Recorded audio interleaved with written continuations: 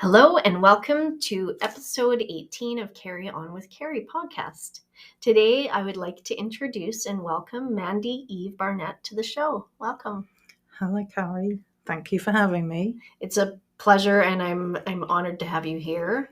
Mandy is a multi-genre author, writing children's and young adult books. Every story has a basis of love, nature, magic, and mystery. In both creative and freelance writing, she brings so much to, like, so many different genres, right? I just enjoy the actual action of writing. It sort of helps with my imagination, my mental faculties, and it's just fun to make a story become something tangible. Mm-hmm. And how long have you been? So can you give us a little bit of background as to where you got started and maybe like earlier in life, kind of how? Well, I've always been creative and I've done, painting and pottery and everything you can think of. But for whatever reason, when I was younger, I never did writing. But when I came to Canada, I wanted something creative, and I just happened upon the first meeting of a writing group, and I went into the meeting, and the rest is history, basically. Mm. And you, so can you share with us a little bit about, you had mentioned that you have two kids and you made a big move from England. Yes, from across the pond. Yeah, exactly. And all those things that came into your life. And so was it something that you always wanted to do, was get into writing? I hadn't actually thought about writing at all until I came here. I just knew I needed a creative outlet. The children were older, they didn't really need me. And I really wanted to get something just for me. And as I said, I happened upon the writing group, and I didn't go into any other creative groups because I found something that really clicked with me, and I found my passion. Right. And it's so the writing group itself, when you came to it, did you ever feel any pressure to, or a little bit of worry to share what you wrote? Well, it's funny because when you start in a new group, because you're new and you're trying to get to know everybody else, you do get some anxiety about it. And I thought that, I would just see what everybody else did. And I was really lucky because the group, Writers Foundation of Strathcona County, is really, really welcoming and supportive and encouraging. Right. So I did a few meetings, and then I thought I should actually write something if I'm in a writing group. My first piece, although I was really nervous reading it, everyone went quiet after I finished, and I thought that's the end of that then.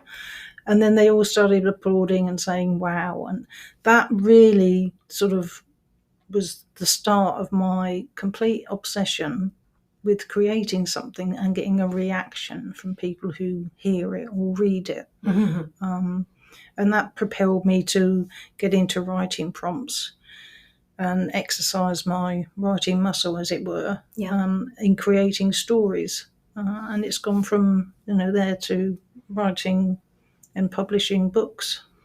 Right. And that's amazing that you went from that. And how long have you been at it then? Like how many years would you say? Well, I started with the group in 2009. Okay. And I published my first book in 2011. Wow. That's pretty impressive. And my 10th book this September. Wow. Did you, okay, so having done that, when you start getting, like, do you have to get into the creative mode in order to start writing? Do you find that you need inspiration, and how do you get that? Well, for me, I'm what they term as a free flow writer. Okay. So if I get an idea, I start writing, and then I get like a movie in my head. And the characters just take me on this journey, and I just follow them. It's like channel writing. You become one with your characters and where they live and what they're doing and what's happening to them. Not everybody does that. Some people have to sort of plot per chapter, right, so that they know what's going to happen. And that's fine. I mean, everybody writes a different way. If it works for you, do it that way. Don't think, oh, no, I have to do it this way, because that really stifles your creativity. Do it your way. Right. Yeah, and that's okay. And that's we talked about that earlier. Was art is, one person you could both be doing kind of similar artwork, but it's absolutely. Always going to be different. Yeah. Right. Well, as I said, I have people that come to the group and they haven't been before and they're really nervous and say, well, I want to write this certain genre, but everyone's written about it before. I said, well, but you haven't. Right. Your experiences, your ideas are completely unique. So never think that, I can't be doing this particular genre, this particular story, because it's been written before, because it hasn't. You haven't written it. Everybody has their own sense of what a romance is or a thriller is or whatever your genre is, and then you can create something that is uniquely yours, and that's the fun of it. Yeah. And that's so bringing this into how it would correlate to mental health and wellness in mental health. You mentioned it strengthens your brain. It's the muscle. You are going to be holding a seminar or a speech.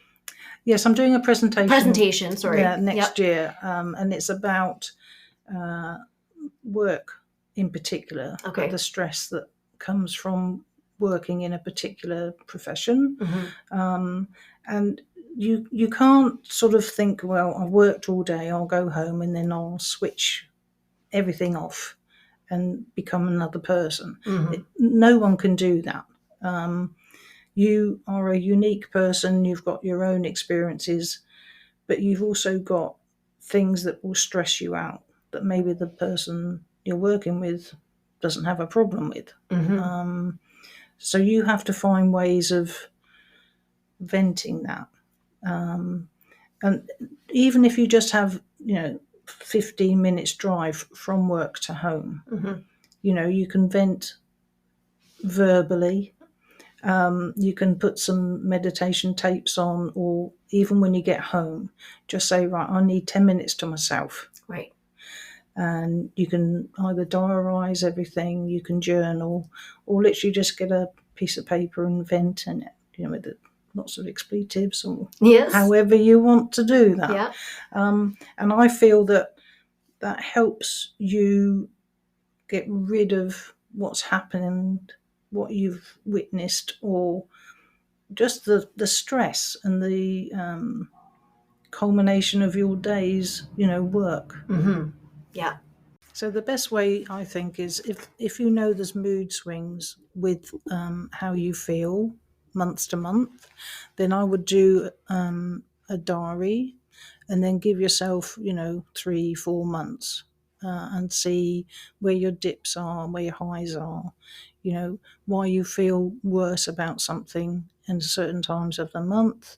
It could be seasonal as well. So we have people who do have sad. So you have to find things that will help you if you can identify specific areas and specific times of the month, the week, the year, that will, help you create something for comfort, for relief, even if it's, go and sit in your car and play really loud music by yourself. Anything that works for you. Everyone's different. For me, I walk in nature, and that's my stress relief. Right. And that's what I find best. Do you gain inspiration from that too for your I can, writing? yes. I mean, sometimes I will find something that clicks with me. If I've been, I've got a nugget of an idea for a story. If I let my brain relax instead of thinking, how do I do that? How do I do that? If I let it relax while I'm out, then the story comes all on its own. Right. It finds its own flow, because I'm not trying to pinpoint it into a particular, specific part. And that works for me. Right. So that's interesting to me, because like if you're, and this would correlate to all work, all work tasks, and say you're overwhelmed Yes. by the position you're in, or you Mhm. just need to Yeah. stop thinking about it for the night, right? So this Oh, is what a great absolutely. stress reliever. Do you for somebody who's new to journaling and all of that stuff, is there a certain method? Like you said, you could write whatever you want. Mhm. And that's probably the least stressful way to do it, right? Absolutely. Yes. There are sort of journals that will give you prompts on how to, formulate an idea or formulate how you want to express yourself.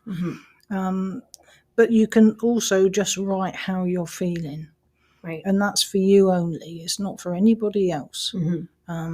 So, you have an argument with your other half, and you can write in there exactly what you're feeling. And then you can burn it. And then you can burn it. Exactly. Or whatever happened at work. Yes, exactly. Yeah. So, there are, as people, we have lots of different relationships, at work, with the children's friends, parents, with partners, with friends that are old or friends that are new. So you become this multiple person to multiple people. But the core is you. Right. And that's what you have to take care of. And yeah, exactly. It's all self-care. You Yeah. can't help somebody else if you're not healthy yourself. Exactly. Right? Yeah. And do you think there's a difference between writing it out, handwriting something out, or typing on, like, getting on your computer and getting it out that way, or texting, or any? I myself I prefer writing, but that's like writing with. Yeah, I think the actual action, the physicality of writing is a good way of getting rid of something. Yes, typing, we're all very good at that, but I don't think it has the same benefit. Yes, you can type reams and reams of stuff, but I don't know if you actually get the same sort of sense that you've got rid of it. Yes, your fingers are typing, but actually writing, the movement of that, I think, is a better way of expelling what you're feeling. Right. And a form of meditation. It is, yes, yeah, absolutely. Yeah. I'm part of a meditation group, and even like to put artwork within it. Right. You can write and then just add a little bit of art if that's what you are into. Sure. Like you said, there's so many different ways to express yourself. Oh, absolutely. There's a friend of mine, she's started doing expressive doodling. I know that sounds odd, but yeah, no, I doodled all my whole life. I've always been a doodler. And you can then look those doodles up, and figure out, why you're using those shapes, why it's a recurring shape that you always use, because it signifies something in particular. Really? I did not know that. Oh. You have to research this could explain so much about me. Okay. Yeah. So, it's something, if you can write, if you can draw, if you can walk in nature, if you can exercise, whatever your thing is that helps you calm your mind and find peace somewhere, right, then do it. Yes. And now going back to having two children and being a busy mom, work life, all of those things, is there any kind of advice you can give to a young mom that is kind of in the middle of that chaos? Yeah. Well, what you would go back and do different, or? Oh, well, yes. We always do well, things differently with 2020 vision. But right. I think as mums, especially with younger children, we find ourselves thinking nap time for the kid is time that I can do all the chores around the house. Don't do that. Yeah. The laundry will be there tomorrow. The washing up will be there tomorrow. the dirt will be there tomorrow. Take 15-20 minutes to yourself, and just nurture yourself. I mean, it might be read 3 chapters of a book. It might be have a bath. Right. Yeah, it doesn't have to cost money. It doesn't have to cost money. Because that's sometimes Absolutely. in our society, especially right now, I find that can be isolating in itself as a young mom if you're, always looking at, well, they're going here and there and they have this and that. And I don't, just that it's okay, because slowing down and having just that bath that's the key, is slow yourself down. Don't think, I've got to get all this done in a specific space of time. You don't. Absolutely not. No, you don't. And that's a big misconception for us. Yeah. So I want to kind of go into the books that you have written. And can you explain a little bit about all of the different genres that you have delved into? Okay. Well, I've written a couple of children's books. One's just a picture book. And you'll find with my stories that I usually go a different point of view, and I have a twist in it. Right. That you don't expect. So my first one is about a little monster, and he goes and does a scare for his first Halloween. And he's really, really cute, and he's not scary at all. And then I've got another book where you've got magical sprites in a forest. Right. And because I was brought up to love nature and find out, what different trees are and the animals, etc., I've used that as a vehicle to teach children about different animals through each chapter. Okay. And then for young adult, as they're sort of, I don't know, from 11 up, they want more adventure. They want sort of, if they can do it, I can do it, sort of thing. Right. And it's also, you have to think about their peer group. And how they react to certain things, and what's best for being a collaborative force as opposed to isolating someone. And then the adults are more about strong women, because I'm a very strong, feisty woman. Yes. So that's where my stories start, really. Right. Yeah. And so I love that you have, and it's the heroine. I know you had mentioned you've got a strong heroine figure, or character, I should say. Yeah. And so can you just explain a little bit about? Well, isn't that going to be a series? This isn't the series. Okay. Owena is a very sort of independent lady who happens to live in a steampunk world, which is Victoriana etiquette, but it's fused with Industrial Revolution. Okay. And she was brought up by her father and her brother.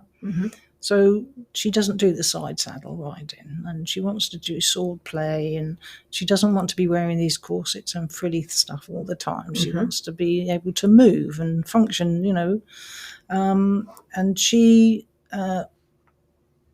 gets into a rebel force that's fighting, a pretend king, let's say, who wants to rule the kingdom. And she has to prove that she is as adept as the men are in fighting.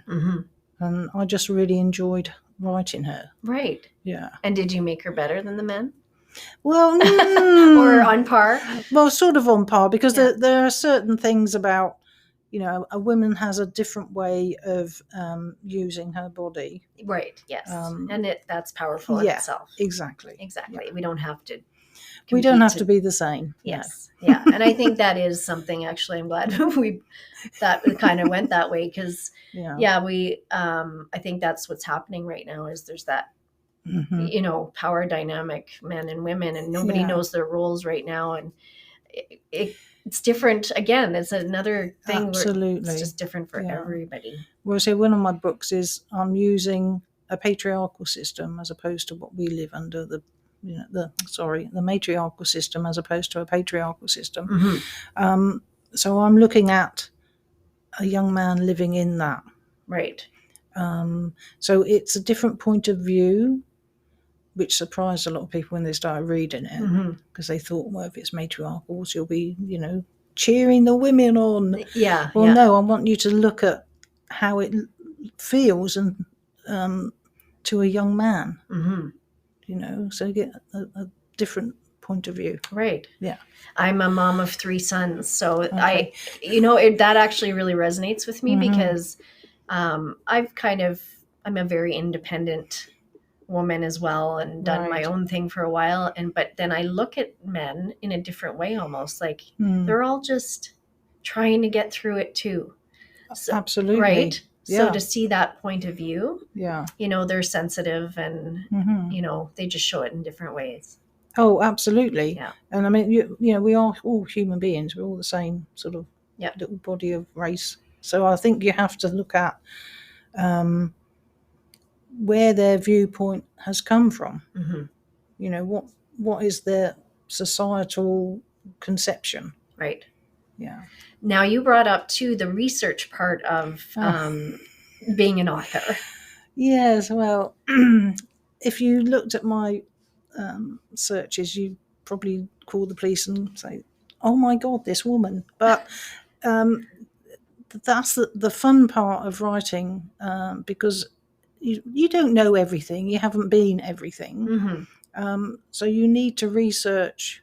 So say you've got a crime scene, and you have to think, well, how does that work, and who does what, right? To make sure that all the evidence is in the right place, and how that person became there, and why they're there, and who else was there, and all that sort of thing. Right.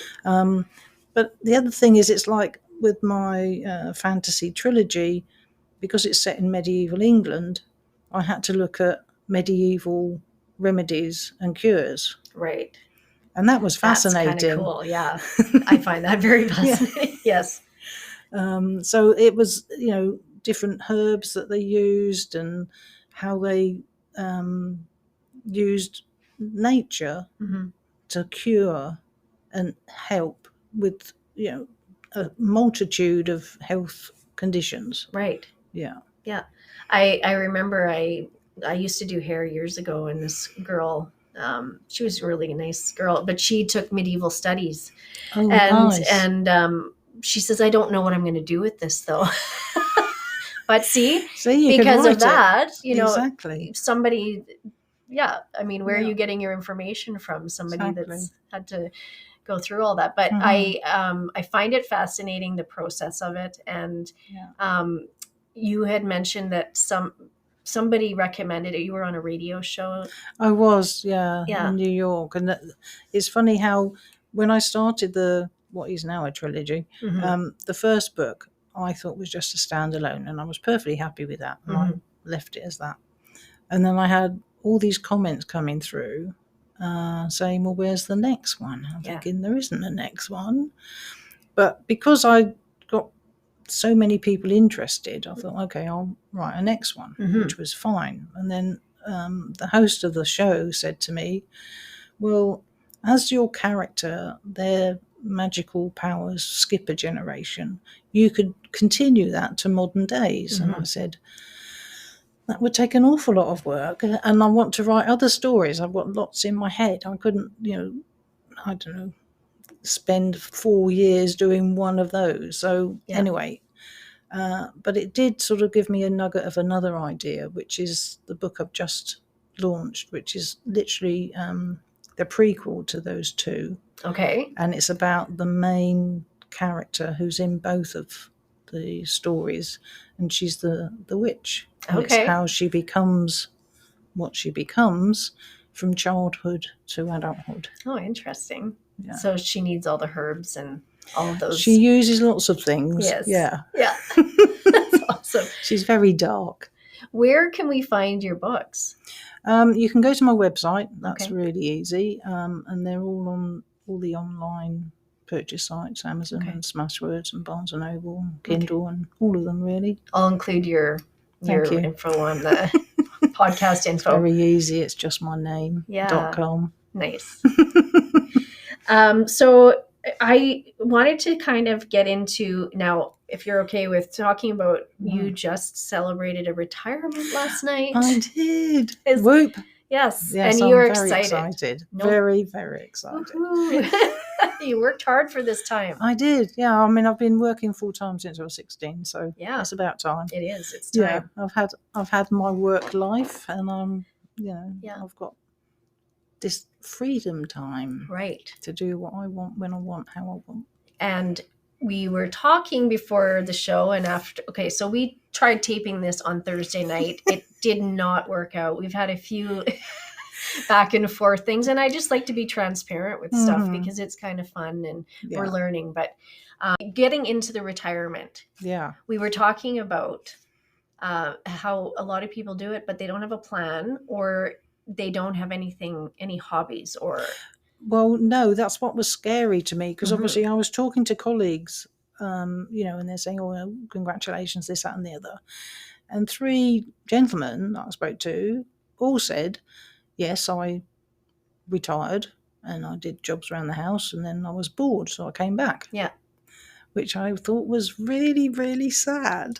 Unfortunately, I'm thinking, why would you go back to work? But anyway, so I think you have to really consider what you're doing after retirement, because people think, well, it's just the end. Well, it isn't, because you can have 20, 30 years after retirement. Just the beginning. So that's another whole lifetime. Yes. So what are you going to do with all that time? What interests you? What would you like to do with your time? Do you want to volunteer somewhere? What's your passion? What groups, do you want to join, or you have joined and you just want to get more involved with? Right. There's a multitude of things you can do. You don't have to sit and watch the square box. No. Which is awful. I know. I mean, that's one of the things people find really odd when they come to my house. I think, where's the TV? Okay. So I don't have one. So are you an avid, well, I was just about to ask if you were an avid reader. That's silly. Yes, I am. Yes. Shocking. Plot twist. Yes, exactly. I read a lot. I write a lot. And I just enjoy having time, with my thoughts and with myself. Yeah. Some people are scared of that, and they think, well, don't you sort of get anxious? I don't know, I don't, because I enjoy my company. Yeah. And that's the most important thing. Exactly. Yeah. And also being social during, like, being involved in things like your writers group. Absolutely. And whatever other hobbies you have, you're getting out and socializing somewhat. You come home and then you enjoy that. Absolutely. And I mean, I've made a real plan. I sort of started retirement planning 5 years ago. Yeah. So, there's all the financial things, which everyone should do. But also I had to look at, okay, what do I do? So I found, involvement in where I live. Right. I actively made new friends, which is really difficult when you're older. It can be. People say, well, it's fine when you've got a kid in the sandbox and they just say hello to everybody. As adults, we don't tend to do that. We tend to sort of be more reserved. Right. But you have to be active into it. I mean, Jane Fonda said that she actively, pursues people to become friends. Right. And it's a really good thing to think, yes, I can do that. Yeah. So I've made 3 extra friends where I live, in the last couple of years. By taking a chance. Yeah. Really? If you don't sort of say, I'm going to do it, then you become isolated, and that's really bad for you. Yes. And I can attest to that. I'm an isolator. And I know other people that are. I always say I'm an introvert, but no, you can tell there's a difference, right? There is. And so that's been for the last few years, is because when I used to have a very social career, right, and then you go, like, I've kind of gone back and forth between solitary and all that, but and then with COVID, I think that changed a lot for people that thought, oh, I'm an introvert, and then you realize, no, I'm not. I need people. Like, you need decompressing time. Exactly. But then you need your social. You do. So that's been my challenge this last few years, is just to make myself get out there. Yeah. Like, I get to have a conversation with you now because of it. you know? And I mean, the other thing is, during COVID, I just made sure that as I host the writing meetings monthly, that we put it online, which was great because it opened it up to people that weren't just local, that came to the library, but could come from everywhere, you know, different time zones, whatever. But I also am an advocate for my writing community. I really, really want to make sure that people understand that, you know, I'm very open. So I use my blog for that. I will do lots of interviews for authors. And I also do connections with readers as well, and talk about books and stories, and that helps, you know, gather people.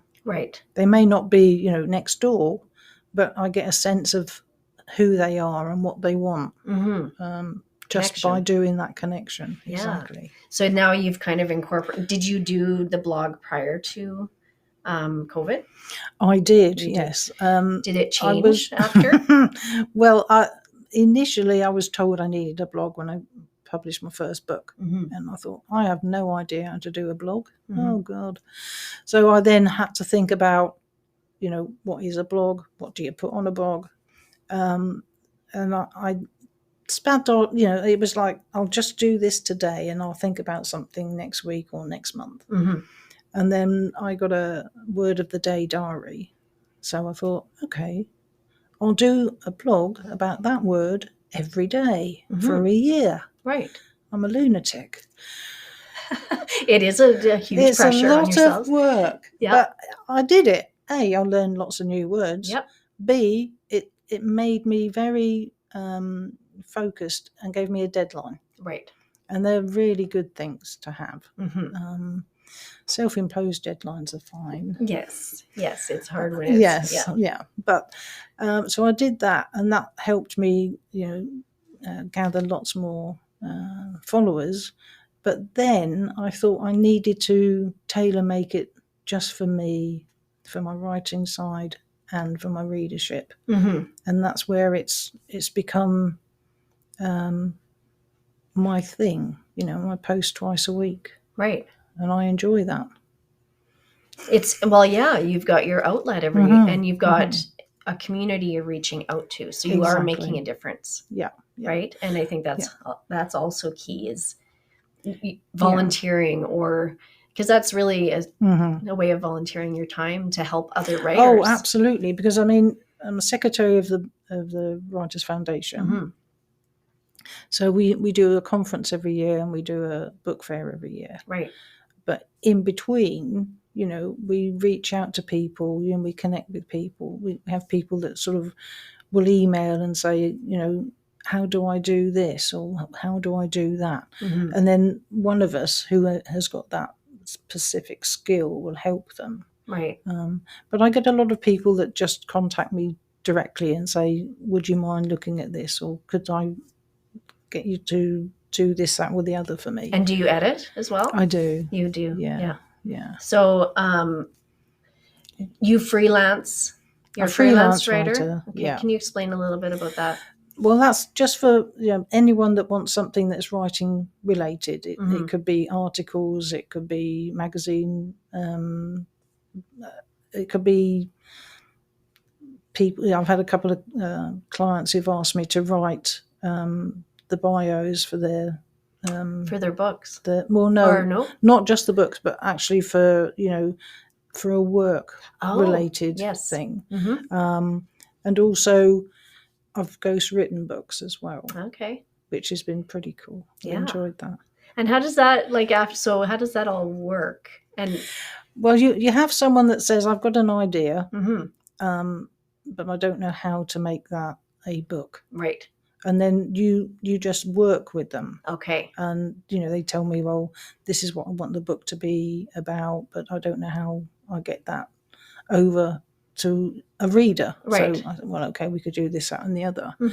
I had a marketing book that this chap wanted me to write, which was lovely, but it sounded so dry. So I just said to him, can we make it so that I write a fictional character who learns about your marketing methods? And he loved that. So we just created this hybrid marketing book. So it's relatable. Absolutely. Yes, because that's the thing. They're just dry, you know. I know. Definitely. I had somebody on the podcast, Mary Sorobi, last week, and she wrote a chapter in a book.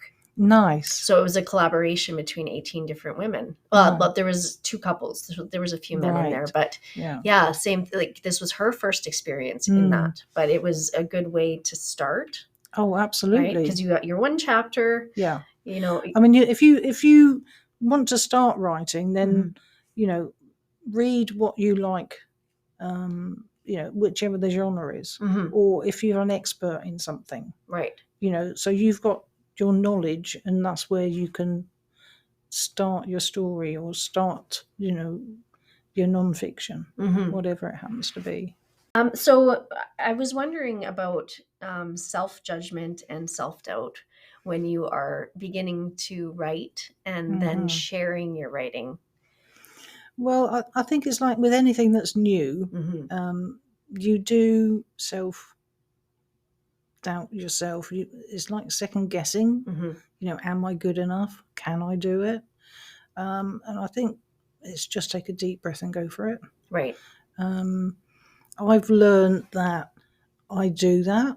I'm thinking, I don't know if I can do that. But then I think, yes, you can. Like, bolster yourself up. Right. Well, yes, I can. You know, I'm a grown woman. You know, I've had life experience. You know, look how many books there are. I've had children, and they're still alive. Right. You know, I mean, I've done a lot of things in my life, and I just think, don't put yourself down, because you have done a lot. Right. So just say to yourself, I will do it. If you know you've spent 4 months doing something and you're still failing at it, then maybe look at, you know, why you're failing. Right. Doesn't mean you can't, but no, you might be self-sabotaging yourself. Yeah. You know, so just look at it. If you're, you know, like me, you like to organise. I'm a dreadful organiser. Okay. You know, like I had folders for my children. Okay. Yeah. You know, like from birth up. But then it's like, okay, this is what I want to do. How do I get there? Make a plan to get there. Right. You know, I think, okay, I am going to write a story about such and such. What don't I know about that particular setting, that particular character? And then find out about it, research it, do it. And the more you practice believing in yourself, and the getting easier through it gets. Uncomfortable zone. Exactly. Right? Yeah. I know if even for the podcast, hopefully over the 4 months or 5-6 months I've been doing this, it's getting better. Yes. And every episode there's challenges and there's things that come up that, you know, you're learning more about. And I could have quit after 3. And I was worried about people like, who is she doing a podcast, you know? Yeah. And it just, you have to just own it and just move through it. Absolutely. Yeah. Yeah. As you say, I mean, if you think this is what I want to do, this is my passion, this is what brings me joy, do it. Because you don't want to live life thinking, well, what if? Exactly. Instead of just thinking, I'm going to try it. And if I succeed, I've done something for me. And failure is such a, yeah. I mean, is it failure or is it learning from a situation? It's not failure, because every experience you learn something from. Sometimes it's a very emotional failure, but sometimes it's more mental. And you can fail yourself by thinking, I can't do it. But yes, you can do it. You just have to believe in yourself. Yes. Yeah. And then when you start getting, so you had said that the writing community is very supportive as well. Absolutely. I mean, it's nice to have a community where, although you might sit and write on your own a lot of the time, you've always got people you can talk to, you can message and say, like, you know, I'm feeling stuck, or I've got this problem, or, am I going down the wrong road with this story, or how am I going to make sure that my readers understand what I'm saying? Should I have written it in a slightly different way? And I like the fact that I can connect with lots of different authors. So you might learn from someone that only writes magazine articles, Right. because they're used to doing a specific word count to a specific deadline. And novelists will say, well, why would I learn anything from them? I said, because they are condensing the actual writing. Right. So instead of you going on to 3 pages of description, which your reader will fall asleep reading, yes, you have to sort of condense it into something that they will understand and get a snippet of what you physically see in your mind. So yeah, and then deadlines are brilliant. Right. Yes. Oh, I bet. People are like, oh, I don't know about that, because then what if I exceed the deadlines? Well, it's your deadline. Right. You can create another deadline if you don't get to the finish line on that date. Right. Have you ever experienced writer's block? Only once. And how was that? Well, does it give you anxiety even talking about it? Well, no, I just felt that it was really frustrating to try and write to the romance format, where you have to put a certain amount of information in 2,500 words, and then a certain amount of information in the next 2,500 words. Okay. I can't write like that. I have to free flow. I have to let my characters do their thing and go where they want to go. Right. I just follow them. Okay. So it's a totally different process with that. Yeah. Okay. But other people love that. They love that structure, and they write. I've got several friends who just write that over and over and over and over and over, and they're really good at it. That's not me. And I tell novice writers, don't think you have to write in a specific way. Yeah. Write the way that works for you. Right. Yeah. I mean, you can get tips and tricks and all that stuff from others. But yeah, you wind up finding your own way. Oh yeah. Yeah. It's like with everything, you have a certain way of, living your life. Yeah. And somebody else would find that really difficult. Yeah. So everyone is unique, and we should accept that. Right.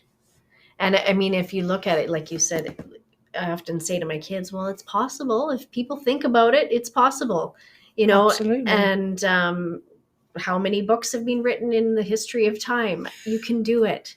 Oh, absolutely. Right? Yeah. I mean, it's like you have to think about, my life experience is totally different to my sisters, to my brothers. Yes.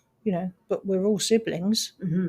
Have you ever done anything biographic, like a bio, or No, I don't think I'm brave enough. No. It's tough. It's very tough. Yeah. And there's lots of things that I experienced that I would autobiographical, not want people to know about. Yeah. Because it was my experience, and I don't need the world to know about it. Well, it's funny, I did one episode and it was very raw, and it was kind of a history of just to give people a background of who I am and where I'm coming from. And I had it up for about a week and I took it down. Right. And I thought, because I kept going back to it, like, did I need to go that far into it? Like, there's relating, and then it's a comfort level. Some people are, that's why I'm doing this, because it helps you get somewhat of your truth out, but you don't have to. Yeah. Oh, absolutely. And I think the thing is that, social media has got this, put everything out there. Yeah. But then when you look at it more deeply, people aren't putting everything out there. What they're putting out there is the fluffy, nice, pink glow side of their life and what they're doing and how they are. Yes. You don't see the darkness. You don't see the despair or the depression. Because they hide it. And that's why I wanted to start this. Yeah. Because it's it's just a part of life. Everybody goes through times. Absolutely. Maybe they don't go through it as hard as others or suffer with an actual mental illness. But if they're, this is why things like writing and finding different healing processes is so important to know the options. Oh yes, I mean you've got lots of options, and not everybody feels that writing is their thing, and I understand that. But for me, it's given me not just a creative outlet, but it's given me a community. It's given me really good friends. It's given me a purpose. Right. And I'm really happy I've got it. 100%. And so can you explain, like, what was your latest? You just had a book come out very recently, just published. Yeah. What's the basis behind this one? Well, this was, as I said, about the New York interview. Oh, this was yes. Okay. So that was my latest book. Okay. Yeah. So now I've got a few more manuscripts that I've got to go back to, because you start writing, and you're into the story and you're doing really well, and then this new shiny idea comes in your head, and you try to ignore it. Okay. And eventually you can't ignore it because it gets louder and louder and louder. And that was my last book. The witch Malgraf just started shouting at me, and I'm thinking, okay, I'll have to write her first. I'll have to put this manuscript away for the minute and just write her. And that's how I enjoy the writing, because it's almost like the characters are a friend. They're like someone you know. Right. And yes, they populate my head all the time. People must be crowded in there. I said, yes, it is. Yeah, I bet. But then if you think how many people you know and you've experienced in your life, they're all there. They're all in your head. And it's just the same thing. Yes. They might not be forefront, but they're there. Yeah. And when you look, I often say this, like, you could change your work location. You could change your living situation. Sometimes if you just look, every time you change, you find the same people, like the same characters. They're just in different skins. So if you start to, like, I've often thought how interesting that is. Like, it's like, well, I left that place to get rid of that person. Yeah, that person and that particular character. Yeah. And they tend to follow you around here and there. So I kind of went off on that one, but I just see, like, that's where the imagination comes in. And I just find it fascinating. Yeah. It's kind of like you go shopping and that pair of shoes you saw and you left them on the shelf. Yeah. But you keep thinking about them. Yeah. And you think, should I have got them? Yeah. Should I go back and get them? Yeah. Yeah. It's one of those things. Yeah. Yeah. So you would say that it's kind of like an intuition. That's what I'm getting from you. It is really. Yeah. I enjoy the fact that what is inside my head, I can put on paper. Yeah. And then share it with people, so that they read about someone somewhere that is purely made up by me. And that's fascinating. Such a joy for me. When you get into a really good book and you're reading that book, your mind just, you don't think of anything else. No. Right? And how healthy is that? Well, the escapism is great, because you forget about what you're doing or what work is doing or what the family is doing, and you can just become totally immersed in a story, a narrative that is miles away from where you live or is a different time era even. And you can just become a voyeur in that place. Right.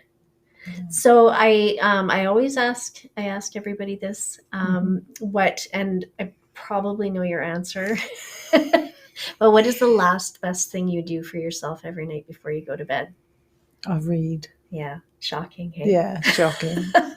I have to read before I go to sleep. Now, do you have a certain book that you like to read? Like, I know you mentioned you like Stephen King. I love Stephen King. He's my hero. Does he help you get to sleep?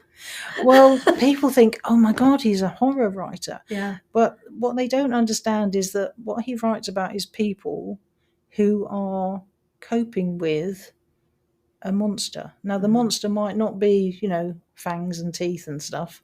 He might actually be something that is, really nasty and is going to hurt them in one way or another. But it's actually, he writes about people. Right. And how they cope. And that's what I like about him. Mm-hmm. Yeah. And so you would read that before bed? Yeah, I would. Right on. Yeah. I would. Yeah. I know I'm a strange person. No, I think lots of people do. Yeah. So you write many genres, do you read many?